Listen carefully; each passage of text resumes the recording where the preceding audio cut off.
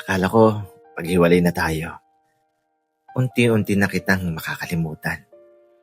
Pero bakit sa bawat ngiti mo sa iba, parang ako pa rin yung nawala? Hindi naman kita pinipigilan na sumaya. Pero hindi ko alam na ganito pala kasakit.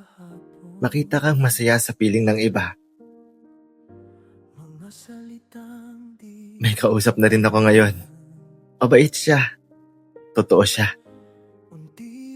Pero bakit ikaw pa rin ang hinahanap ng puso ko? Sabi nila, move on lang.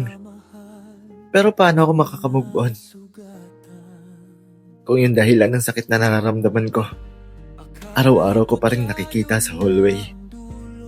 Sinubukan kong mahalin yung bago. Pero bawat tawag niya ng pangalan ko, ikaw pa rin yung naririnig ko. Hindi na kita mahal.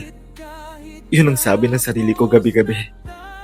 Pero bakit pag nakikita kita, may kasamang iba? Parang ako yung pinalitan. Masaya na sana ako eh. Hanggang sa nakita kitang hawak yung kamay niya.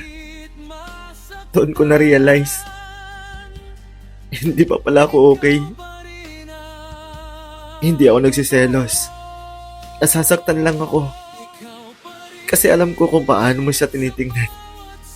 Ganun din ang tingin mo dati sa akin. Bakit ganun? Kahit may bago na ako, ikaw pa rin yung dahilan kung bakit hindi ako mabuo.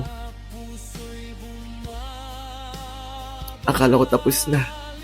Pero sa isang tingin mo lang, bumalik yung lahat.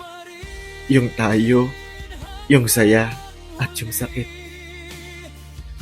Kung pwede lang sana piliin kung sino ang mamahalin. Matagal na kitang kinalimutan. Hindi kita hinihiling na bumalik. Gusto ko lang sanang matutong. Hindi na masaktan kapag nakikita kitang masaya.